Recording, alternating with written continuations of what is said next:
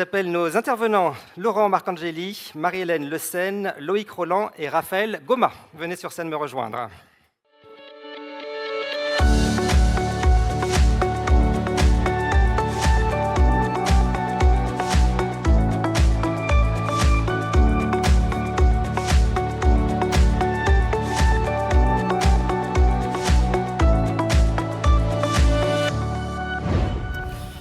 Alors, au menu de cette table ronde, il y a une responsabilité partagée du financement des solidarités. Alors, il faut chercher ensemble des fonds. Installez-vous sur l'autre chaise.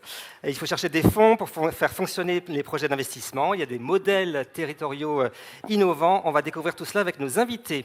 Laurent Marcangeli, bonjour. Bonjour. Vous êtes député à Corse du Sud, président du groupe Horizon à l'Assemblée nationale. Marie-Hélène Le Sen, bonjour. Bonjour. Vous êtes directrice générale de l'Agence régionale de santé, l'ARS, en Corse. Loïc Roland, bonjour. Bonjour à toutes et à tous. Vous êtes directeur régional Antilles-Guyane à la Banque des Territoires à la Caisse des Dépôts. Et Raphaël Goma, bonjour. Bonjour. Voilà, Bonjour à tous. On vérifie que tous les micros marchaient. Vous êtes responsable financement France Active et référente ESS à Initiative Martinique Active. Alors, une question d'actualité. Avant d'entrer dans le vif du sujet, alors qu'on parle d'énormes besoins de santé pour la santé, pour le social et le médico-social, eh bien, le gouvernement Barnier, vous le savez, parle d'énormes besoins d'économie, 60 milliards d'euros, dont 40 pour les dépenses publiques.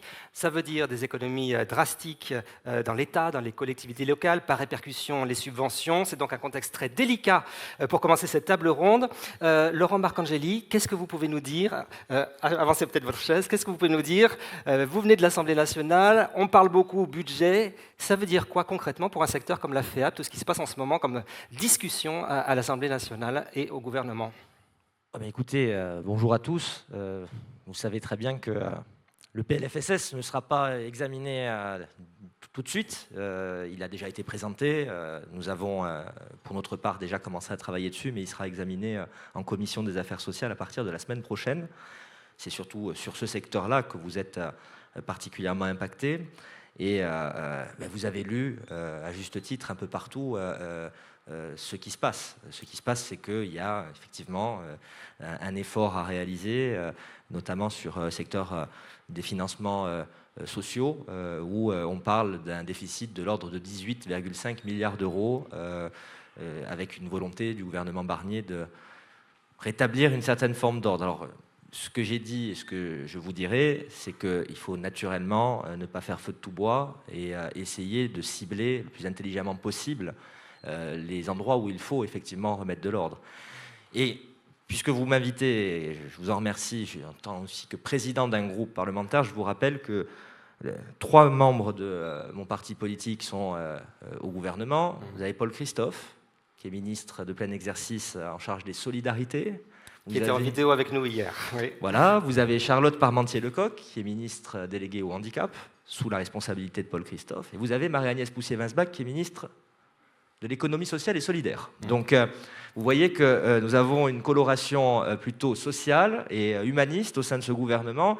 Et on va essayer d'aider nos collègues qui ont intégré le gouvernement à ne pas voir leur budget mis en pièces dans le cadre des débats budgétaires que nous allons avoir. Justement, vous avez un groupe, Horizon, vous avez la figure tutélaire Édouard Philippe, vous avez effectivement 3 ministres dans le gouvernement. Est-ce que vous pensez que ça va faire le poids pour défendre les intérêts des milieux sociaux et solidaires? Je ne vais pas venir vous dire qu'on va réussir à sortir totalement indemne de la période que nous sommes en train de vivre collectivement. Vous voyez, Édouard Philippe, hier, recevait au Havre le congrès des intercommunalités de France. Vous savez aussi que les collectivités territoriales sont d'une certaine manière dans le viseur. Elles exercent, vous le savez, notamment à travers les départements. Les départements, c'est ça qui est inquiétant, effectivement. Des missions particulièrement importantes en matière de cohésion sociale. J'ai été moi-même conseiller départemental il y a quelques années et j'ai été en charge des affaires sociales du département de la Corse du Sud. Il y a une grande inquiétude, à peu près dans tous les secteurs. Pourquoi? Parce qu'effectivement, la situation financière du pays est particulièrement esquintée, il faut le dire, au regard du déficit public. Ceci étant dit, je pense qu'il va falloir, dans le cadre des débats budgétaires que nous allons avoir, essayer d'expliquer pourquoi est-ce qu'on ne peut pas dépecer un certain nombre de publics de leurs besoins. Vous le savez, hein, vous parlez du grand âge, on peut parler du handicap, parler de la politique familiale. Ce sont des pans entiers de nos politiques de solidarité qu'il ne faut pas voir réduits à état de poussière. Donc nous allons œuvrer en ce sens pour le faire et essayer d'aller trouver des économies peut-être ailleurs, parce que peut arriver qu'un gouvernement, sur une première mouture, se trompe. Oublie une source d'économie? Oublie quelques sources d'économie. Vous avez bien vu, la semaine dernière, j'ai fait partie de ceux qui s'étaient estimés choqués que dans la période que nous vivons, le budget de l'Assemblée nationale augmente, le budget du Sénat augmente et le budget de l'Élysée augmente. Vous avez vu que cette semaine, il y a eu des rétropédalages qui, à mon avis, sont particulièrement bienvenus, parce que nos compatriotes ne peuvent pas comprendre, à un moment où on parle d'un déficit public à hauteur de 6% de notre PIB, qu'on demande de faire des efforts aux Français, qu'on augmente les moyens du Parlement et de la présidence de la République. Donc c'est plutôt heureux que nous soyons revenus sur quelque chose de plus raisonnable et ne pas augmenter ces budgets-là. Alors voilà pour le cadre politique. On va suivre ça bien sûr de très près, tout ce qui se passe à l'Assemblée nationale sur ces choix budgétaires. C'est effectivement très important. Alors les sources de financement maintenant sont très nombreuses. Marie-Hélène Le Senne, vous pouvez nous préciser le champ des compétences des ARS, leurs moyens d'action sur le territoire et quel type de projet vous pouvez financer pour les personnes qui nous écoutent? Oui, donc les agences régionales de santé, je pense que l'Assemblée connaît assez bien le champ de compétences, mais c'est vrai qu'on est sur la régulation de l'ensemble des établissements de santé. On est sur le médico-social en soins aux côtés des collectivités départementales et de la collectivité de Corse en l'occurrence, pour la Corse. Et puis on a aussi toute une dimension santé publique et veille sanitaire, sur les alertes sanitaires. Et puis, on est aussi sur, je dirais, toute la logique d'ingénierie des projets de territoire, au-delà même des documents dont on a l'habitude de parler, PRS, projet régional de santé, etc. etc. Et en fait, on est à l'échelle du territoire corse, qui conjugue l'insularité et des micro-territoires qui sont séparés par des chronodistances très importantes. C'est vraiment précieux qu'on puisse aussi être à l'écoute des dynamiques de territoire et qu'on les accompagne. Donc ça veut dire que, y compris sur les soins primaires, par exemple, avec l'assurance maladie, on est aux côtés des professionnels et puis bien sûr aux côtés des établissements pour favoriser ces dynamiques. Alors les financements, on a bien sûr des financements de l'investissement qui sont bien connus dans le sanitaire comme dans le médico-social. Donc on a pu bénéficier en Corse d'un plan de rattrapage dans le secteur des personnes âgées qui nous a été très utile, et la collectivité à parité a mis aussi le même montant, donc pluriannuel. Donc ça nous a permis de soutenir un certain nombre d'établissements. Et puis sur le secteur hospitalier, bien sûr, on a des gros programmes. On a en Corse ce qu'on appelle le crédit d'impôt corse, qui permet notamment au secteur privé lucratif de pouvoir bénéficier d'un certain nombre de mesures fiscales qui peuvent être relativement conséquents par rapport à des projets d'investissement.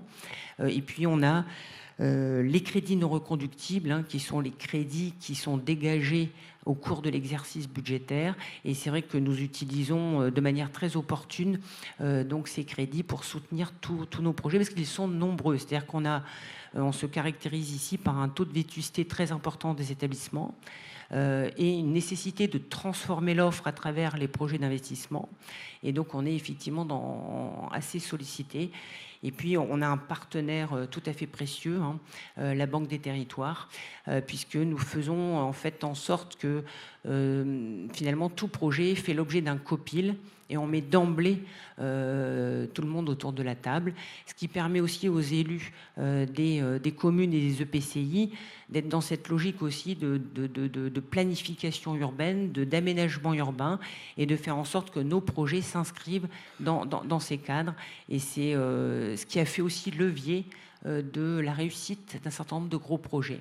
Là, cette association au plus près des élus des territoires. Merci pour la transition. On va donner la parole à Loïc Roland, donc la Banque des Territoires. Comment cette banque voit sa mission pour contribuer à la cohésion sociale et territoriale? Vous êtes convaincu que la logique de parcours doit être privilégiée? Alors effectivement, par rapport au rôle de la Banque des Territoires, effectivement préciser déjà que On intervient en appui des politiques publiques, hein, comme a dit Madame la directrice générale. Donc, les politiques publiques, qu'elles soient nationales ou locales. Et effectivement, l'idée, c'est d'accompagner le mieux possible cette cohésion sociale et territoriale. Donc, et nous, on intervient de deux façons. On n'intervient jamais seul. On intervient de deux façons, soit de façon partenariale, soit de façon opérationnelle. Quand on intervient de façon partenariale, c'est soit un partenariat global, comme celui d'ailleurs qu'on a signé en 2021 avec la CNSA dans le cadre du Ségur de la santé dédié au vieillissement, donc, où la Caisse des dépôts a apporté un engagement de soutenir à hauteur de 3,5 milliards le secteur.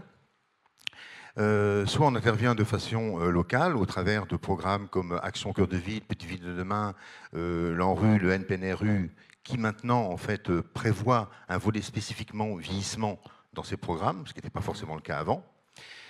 Et de façon opérationnelle, soit on intervient directement auprès des projets, donc justement dans la déclinaison de cette enveloppe des 3,5 milliards, c'est-à-dire soit des crédits d'ingénierie pour aider à la transformation des projets.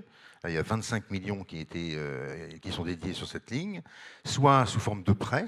Donc le prêt, souvent aux bailleurs sociaux, puisque ce sont derrière le sous-jacent en fait, de ces prêts, c'est le livret A. Et donc là, on en a pour 2,5 milliards. Et puis, soit sous forme de fonds propres, c'est-à-dire qu'on peut effectivement porter des murs d'EHPAD ou d'autres structures, où tout à l'heure on entendait parler de tiers-lieux, et donc on peut aussi porter des murs de tiers-lieux pour permettre effectivement à des opérateurs d'intervenir. Donc ça, on le fait de façon très, très directe, et de façon indirecte. Donc on peut intervenir via nos filiales ou des participations que l'on a dans des structures nationales et qu'on a mobilisées pour nous aider à déployer l'action. Donc, si c'est dans des filiales, par exemple, on a CDC Habitat, et notamment pour l'outre-mer, ce sont les SIDOM, hein, donc les sociétés immobilières d'outre-mer qui interviennent et donc qui ont un rôle extrêmement important sur ces territoires. Soit c'est la Poste, hein, la Poste qui est une filiale de la Caisse des dépôts à 66%, donc qui déploie aussi une action sur le territoire d'aller vers, d'être plus proche effectivement des personnes et notamment celles qui sont isolées. Et puis, il peut y avoir aussi une participation comme celle d'Alogia, qui intervient auprès des bailleurs sociaux pour regarder quelle est la structuration en fait, du peuplement d'un bailleur social, et de pouvoir dire, eh bien, quand on est entre 65 75 ans, 75, 85 ou plus de 85, ce n'est pas forcément les mêmes réponses qu'il faut apporter. Voilà. Donc, ça permet ça. Alors, par rapport à la notion de parcours, parcours de vie. Alors là, il y a déjà un certain nombre de fondamentaux auxquels sur lesquels il faut se mettre d'accord. Déjà, il faut être dans un logement. Un logement, c'est un bien de première nécessité. Hein, si on n'a pas ce logement, on est SDF par définition, et donc on ne peut pas mobiliser un certain nombre d'aides. Ensuite, il faut accepter effectivement de vivre dans un domicile classique, donc, mais dans un chez-soi, mais un chez-soi qui n'est pas forcément son domicile classique. Hein, c'est-à-dire qu'effectivement, on peut être dans un habitat inclusif, dans une résidence d'autonomie. Alors, dans un EHPAD, il y a toujours un discours entre est-ce que l'EHPAD c'est de domicile ou pas. Bon, donc on ne va pas rentrer dans ce débat. Voilà. Et en fait, ce qui est important, c'est effectivement d'avoir cette vision de base, et que autour de ça, il y a des services. Hein, il y a des transports, il y a des commerces, il y a des... et donc ça, là qu'on développe la notion en fait d'habitat. Parce qu'un habitat, c'est un logement plus quelque chose autour. Hein, voilà. Donc ça, c'est vraiment les fondamentaux. Et après, par rapport aux enjeux, eh bien, les enjeux, ils sont importants par rapport à toute cette démarche. C'est-à-dire qu'ils sont sur des objectifs qui sont liés au fait qu'on est sur un parcours de vie qui comporte à la fois donc, un parcours résidentiel, un parcours serviciel, un parcours de lien social et un parcours de soins. Il faut absolument que dans ce parcours de vie, la Caisse des dépôts est présente sur tout le parcours de vie des Français et des Français, mais Vous ne voulez pas financer juste un projet, il faut voir autour Absolument. la globalité du parcours de la personne. Il faut avoir une vision holistique, une vision à 360 des projets. Ça, et justement, par rapport au thème de la table ronde, où c'est la responsabilité territoriale, ça, c'est absolument indispensable d'avoir cette logique. Et elle est d'autant plus prégnante, puisque je suis en Outre-mer, mais avant, j'avais la responsabilité de l'expert sur l'ensemble du groupe Caisse des dépôts sur le sujet du grand âge.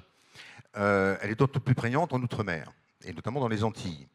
Quand on sait que 40% de la population en 2030 en Martinique aura plus de 60 ans, la Guadeloupe va suivre rapidement, puisque ce sera en 2040 qu'il y aura 40% de la population qui aura plus de 60 ans. Donc on voit bien qu'il y a un sujet, et notamment un sujet qui est culturel, c'est-à-dire que les personnes sont très attachées à leur domicile, et on voit bien aujourd'hui dans les problématiques qu'on a à traiter sur l'adaptation au changement climatique, le retrait du trait de côte. Il y a des personnes qui ne veulent pas quitter leur logement. Je veux dire, leur maison, elle va tomber en ruine et elle va tomber dans la mer, mais les personnes ne veulent pas bouger. Elles ne veulent pas faire 200 mètres. Donc, on a vraiment un sujet extrêmement important donc, à résoudre par rapport à la sensibilisation qu'on doit apporter à ce sujet de parcours résidentiel. Et donc, en fait, de se dire, et ça, il faut le faire dès le passage à la retraite. Il faut se dire, quand on arrive à la retraite, j'ai un domicile classique, oui, mais ce n'est pas mon seul domicile. Et mon dernier domicile, ce n'est pas la tombe. D'accord ? Donc, je peux passer par une résidence service senior, je peux passer par une résidence autonomie, je peux passer par un habitat inclusif, et si je suis très dépendant, je peux passer par un EHPAD. Sachant que 90% de la population veut rester à vieillir chez elle.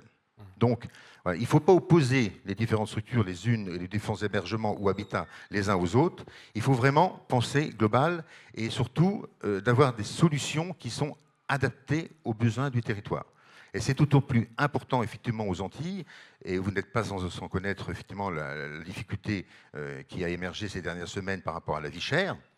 Les coûts des matériaux sont chers, etc. Et aussi, on ne peut pas forcément faire des opérations qu'on peut faire en métropole, sur l'Hexagone, 80 chambres dans un EHPAD.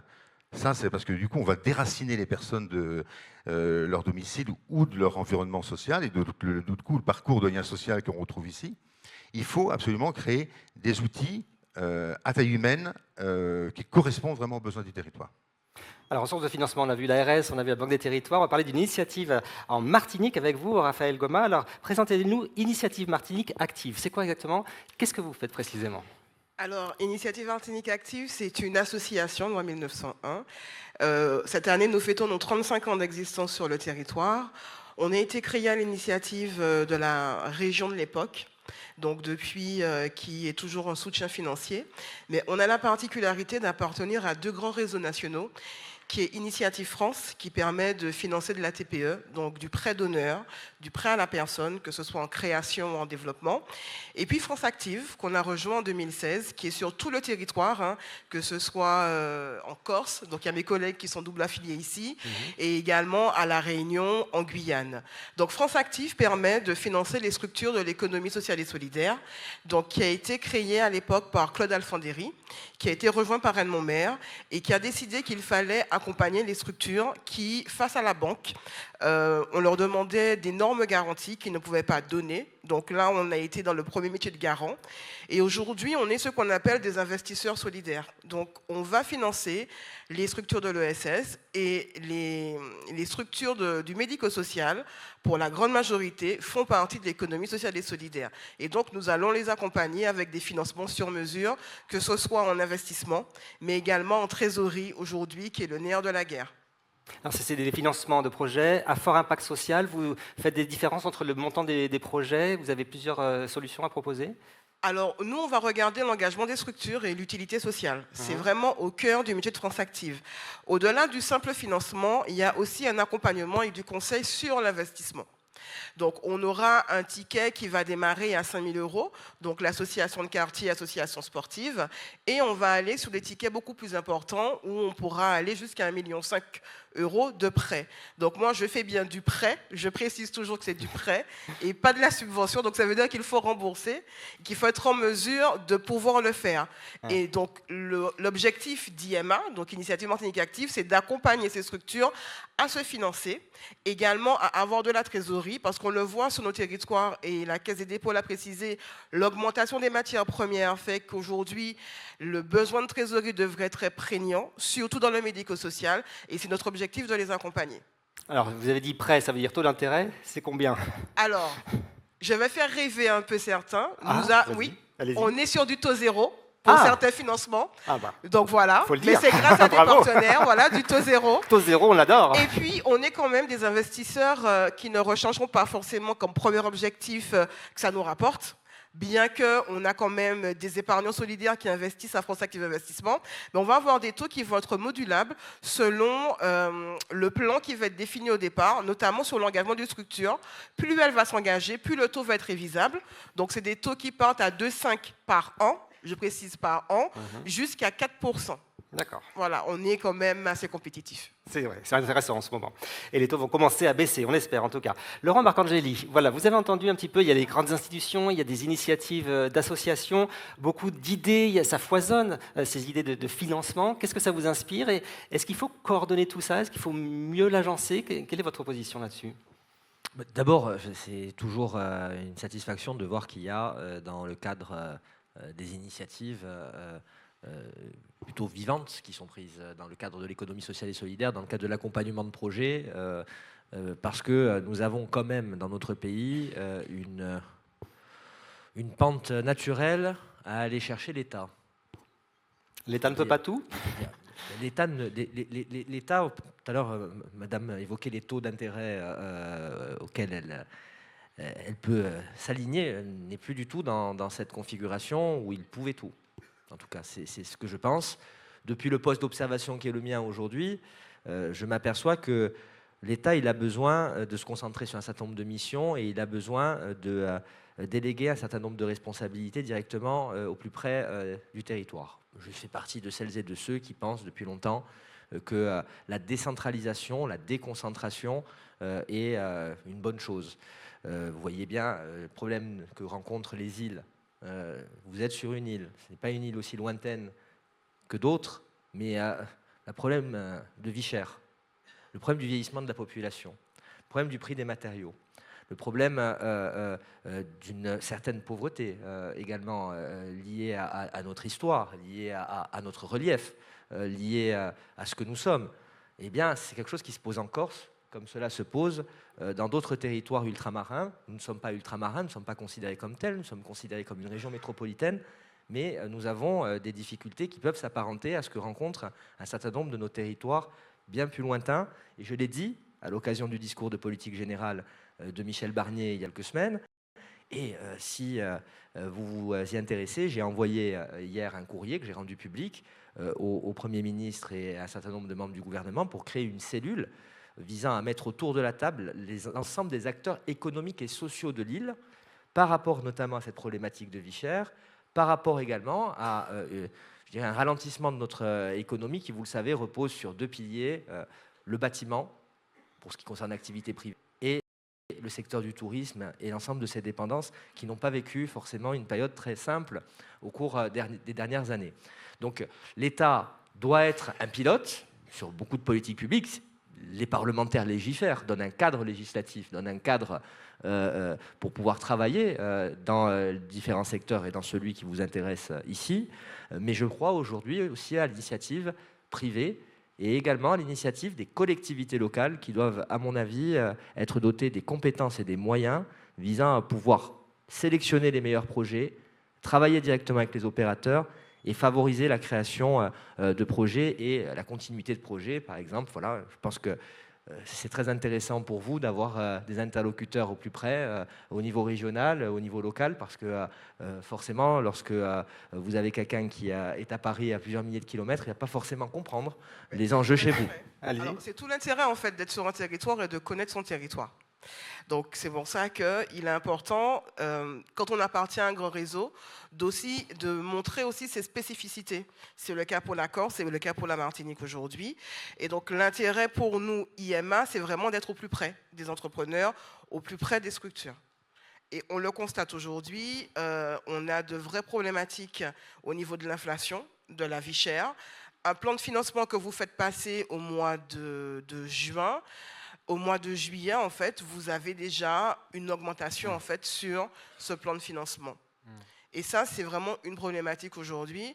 Donc, on va un peu caricaturer la vie en fait, aux Antilles, mais vraiment, l'inflation, c'est une vraie problématique. Voilà. Alors, soyons très concrets. Je suis adhérent de la FEAP, je cherche des financements, aux côtés de l'ARS, aux côtés de la Banque des Territoires ou des associations. Ça se passe comment ? Un dossier, on le dépose comment? Sous combien de temps on peut espérer avoir les financements? Quels sont vos paramètres de mise en place des idées? D'abord, c'est la qualité du projet qu'on va regarder, c'est-à-dire c'est sa cohérence, son inscription territoriale, la manière dont il sert les besoins du territoire. Il y a une dimension très forte aussi encore, c'est la logique de coopération, parce qu'il y a de nombreux projets qui reposent sur une coopération publique-privée.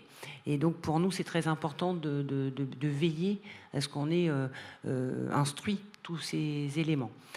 Ensuite, alors pour le secteur vraiment spécifiquement du champ de compétences de l'agence, on est vraiment sur cette logique de tour de table. En fait, d'emblée, on crée les conditions de discussion avec, bien sûr, l'organisme gestionnaire, ça va de soi, le promoteur du projet, les élus, les financeurs, pour vraiment être d'emblée dans une logique d'inscription territoriale. C'est vraiment cette particularité, je dirais, en Corse.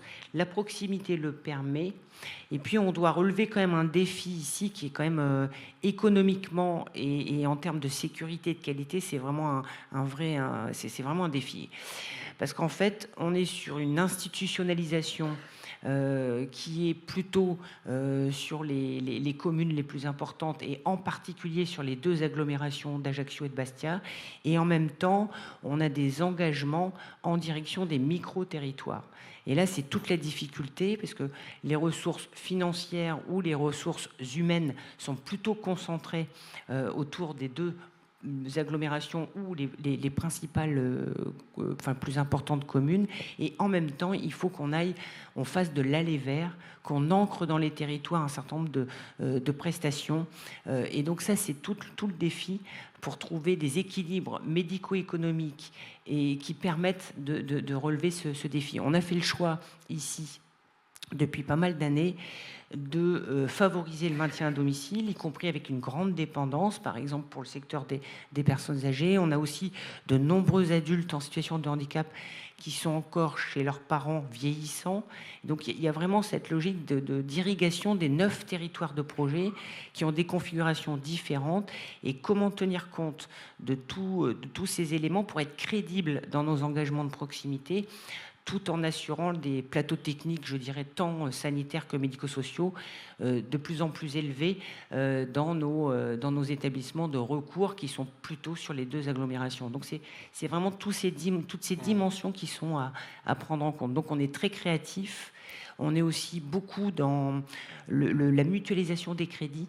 Donc on dépasse les logiques habituelles, c'est-à-dire que l'ARS et mes collègues de l'État ont fait vraiment des mutualisations pour accompagner, notamment pour tout ce qui est grande précarité. On est vraiment dans des appels à projets qui sont communs, c'est-à-dire qu'on crée des dynamiques, notamment dans le champ de la prévention, où on a les collègues de l'État, la CDC, parfois des communes, pour créer ces dynamiques justement favorables. Donc voilà un peu, mais c'est vraiment à la fois la contrainte insulaire et les chronodistances créent aussi les conditions d'initiative adaptées. Et on passe aussi un certain temps avec les organismes gestionnaires qui sont à l'initiative des projets à faire en sorte que les cases nationales puissent être, disons, aménagées, bougées, pour qu'on puisse nous faire valoir finalement des logiques de territoire qui sont qui donnent du sens finalement à la prestation servie et aussi aux engagements qu'on peut prendre en direction de la population via les élus locaux. Donc c'est vraiment cette logique-là qui est le défi en Corse. Même question, comment on fait pour déposer son dossier à la Banque des Territoires, obtenir des financements le plus vite possible, si possible? Alors déjà, on s'adresse à la Banque des Territoires. Donc sur le site de la Banque des Territoires, vous trouverez des adresses de toutes les directions régionales, parce qu'il y a effectivement une direction régionale par région, sauf en Antilles-Guyane, puisqu'il y a une direction régionale, parce qu'il y a 5 régions qui sont couvertes avec Saint-Barth et Saint-Martin. Donc, mais voilà, on s'adresse à cette direction régionale. On s'y adresse le plus en amont possible. Hein, c'est toujours, c'est très important de le préciser, c'est-à-dire qu'il ne faut pas venir nous voir une fois que le dossier est ficelé. On est vraiment dans une logique partenariale. Donc vous co-créez, vous Voilà, il co-construisez faut le projet. co-construire le projet, D'accord. parce que si effectivement il y a un certain nombre de règles qui sont les nôtres qui ne sont pas respectées, il faut détricoter le projet et ça devient trop Perdre du compliqué. Voilà, et c'est de la perte de temps. Donc ça c'est extrêmement important de situer en amont, d'avoir vraiment cette logique 360, hein, parce qu'on va vraiment regarder l'impact à la fois sur le projet, mais aussi l'impact sur l'environnement. Pour nous, c'est aussi extrêmement important. Hein. On est dans la cohésion sociale territoriale et sur ces territoires notamment. On est très vigilant à ce que ça fasse de la transformation. Hein. Donc transformation de projet, transformation écologique. Donc on est vraiment sur ces logiques avec je dirais, une spécificité aussi, c'est qu'on ne peut pas tout faire. Donc j'ai une vingtaine de collaborateurs sur 5 régions, donc voilà, on ne peut pas arriver à tout faire sur tous les métiers qui sont les nôtres. Je disais donc crédit d'ingénierie, prêt et puis fonds propres.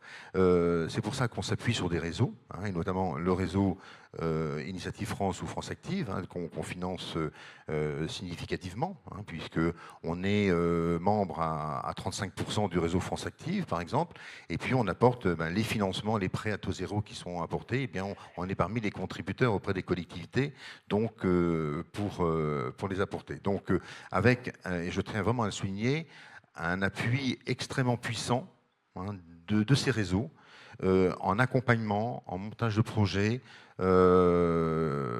J'assistais il y a une dizaine de jours aux rencontres France Active en Guadeloupe. Et cette démarche d'aller vers, en fait, on a eu deux séquences, puisque entre Grande Terre et Basse Terre, donc ça a été découpé. Il y avait plus de 200 personnes, 200 porteurs porteurs d'idées ou porteurs de projets. Alors comme je dis, nous on s'intéresse plutôt pas à transformer l'idée en projet, mais plutôt le projet en réalisation.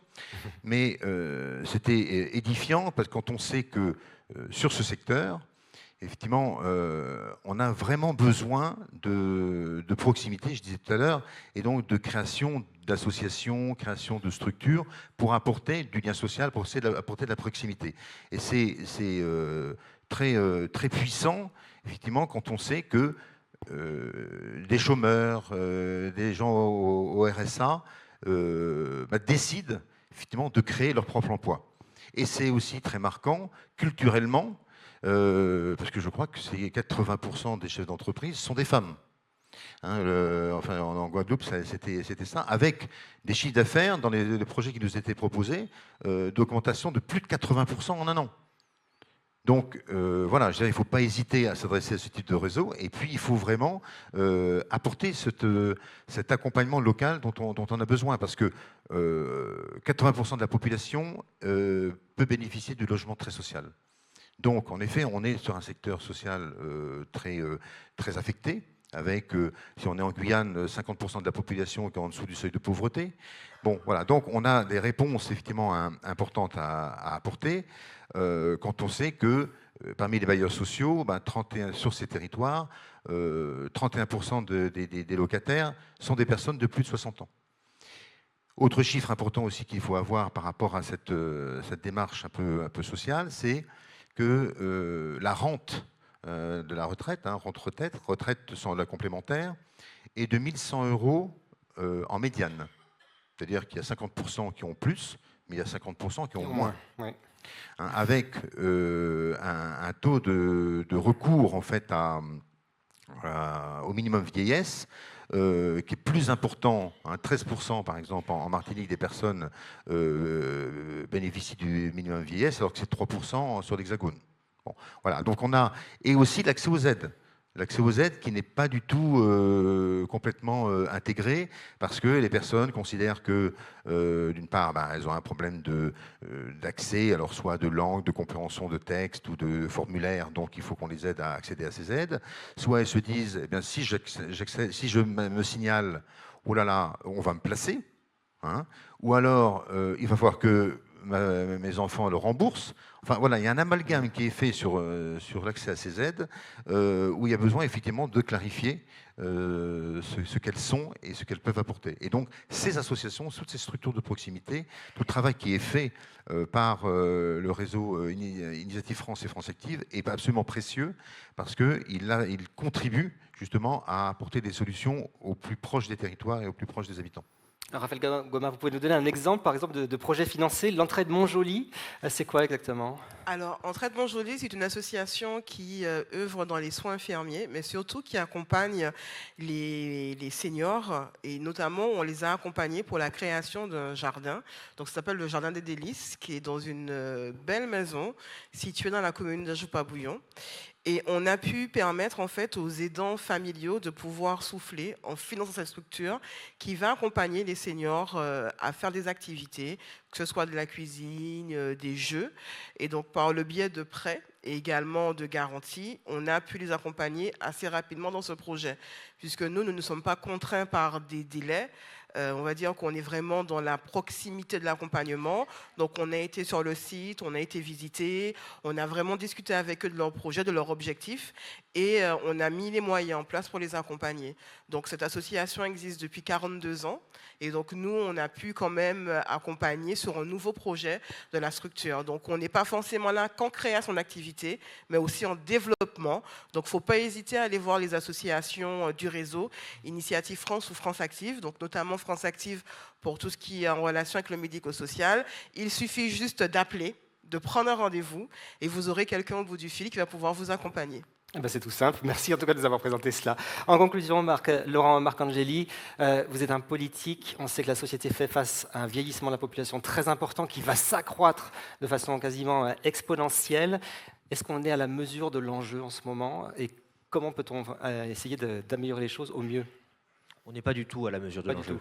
Moi, je pense qu'en matière de projection politique, financière, on n'est pas du tout à la hauteur de l'enjeu. Et je pense que la plupart des responsables politiques, parce que ce sont eux qui sont responsables, je ne suis pas venu ici aujourd'hui pour me dédouaner des responsabilités que celles et ceux qui briguent le suffrage des citoyens et qui obtiennent des responsabilités ont.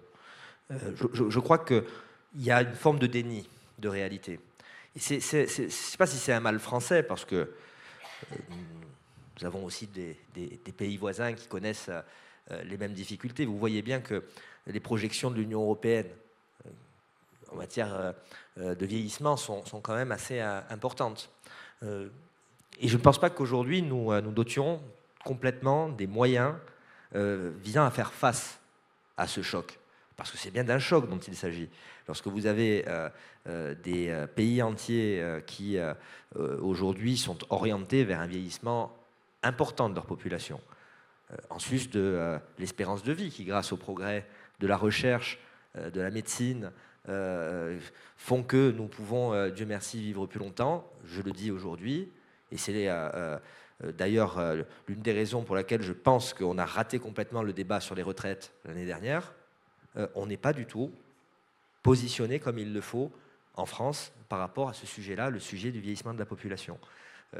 Il y a des trésors d'imagination, et ce que vous étiez en train de dire, voilà, on en parlait, qui sont portés par des femmes et des hommes dans l'ensemble des territoires qui font la France. La plupart du temps, ce sont des initiatives privées, associatives. Vous avez également des élus locaux qui se retroussent les manches et travaillent. Mais en revanche, je pense que dans la direction politique et stratégique du pays, depuis de longues années, on n'est pas suffisamment conscient des changements qu'impliquent les courbes de notre démographie future. Et surtout, vous le voyez bien, parallèlement à cela, vous avez d'autres continents qui, eux, sont très jeunes et deviennent beaucoup plus peuplés. Il faut savoir que dans quelques années, le Nigeria sera plus peuplé que les États-Unis d'Amérique. Il faut savoir qu'aujourd'hui, la moyenne d'âge au Nigeria est bien plus basse qu'aux États-Unis d'Amérique. Donc on est face à un changement profond. L'Europe est concernée. L'Europe aura moins d'habitants en 2050 qu'elle n'en a aujourd'hui. C'est-à-dire qu'il va y avoir une baisse de la population de l'Europe. Et donc il y a un certain nombre de choses qu'il va falloir prendre en compte. Et parmi eux, je le pense, les modes de financement aussi. C'est un sujet qui revient de manière assez régulière. Je pense qu'il y a aussi une économie à repenser par rapport à ces enjeux démographiques. Donc non, excusez-moi, j'ai fait un long développement. Je ne pense pas aujourd'hui que les politiques publiques soient totalement adaptées à ces changements qui arrivent à grands pas et que nous sommes déjà en train de vivre. Je vous disais tout à l'heure, vous êtes ici dans une région qui déjà démographiquement est l'une des plus âgées, je crois la plus âgée, deuxième plus âgée. Voilà. Merci Madame la directrice. On a toujours bien travaillé ensemble, notamment lorsque j'étais maire d'Ajaccio et président du conseil de surveillance de l'hôpital d'Ajaccio.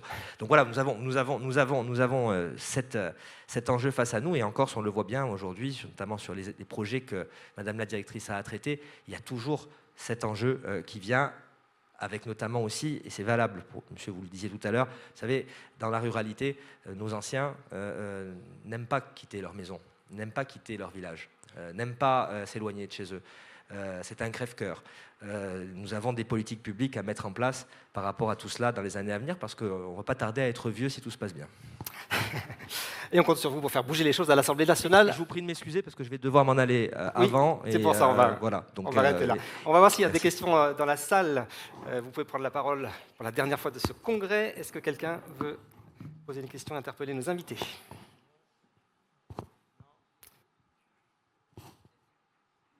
On a fait le tour de la question depuis 2 jours, c'est ça ? Vous avez été très très bon et je crois qu'on a abordé toutes les questions. Après, peut-être penser notre époque comme étant la capacité, on est en train de faire la démonstration qu'on peut être créatif. Je cherchais dans la salle. Je prolonge le propos de monsieur le député, c'est-à-dire qu'en fait, Merci. On est dans une situation où, effectivement, on a des défis à relever par rapport au vieillissement de la population et des évolutions importantes de la charge en soins, de la manière de répondre au maintien à domicile ou au parcours résidentiel que vous évoquiez tout à l'heure. Mais en même temps, on est en train de mettre en évidence qu'on a suffisamment de créativité et donc on a des pépites, en fait. Je pense notamment à Eva Corse, qui est en passe de devenir, d'être généralisée France entière. C'est de la réadaptation cardiaque. C'est vraiment, ça repose sur la ville et l'hôpital. Et nous, on voit bien qu'on est capable de se transformer, de transformer les pratiques des professionnels pour pouvoir justement relever ce type d'évolution d'organisation pour être, disons, prêt au moins en termes d'organisation, de pratique, aux défis. Donc c'est aussi ce qui est en train de se travailler sur les territoires. Et ça, c'est vrai que sans doute que les territoires insulaires, par leur éloignement, ont ce côté un peu laboratoire. La crise Covid nous a aussi beaucoup... on a tiré des enseignements de devoir avoir cette capacité à faire. Et du coup, je trouve qu'en tout cas, on montre la voie à ces évolutions qu'il nous faut soutenir désormais de manière beaucoup plus importante. Bien, merci, on vous applaudit. Merci à tous les trois pour cette table ronde. Vous pouvez regagner votre place.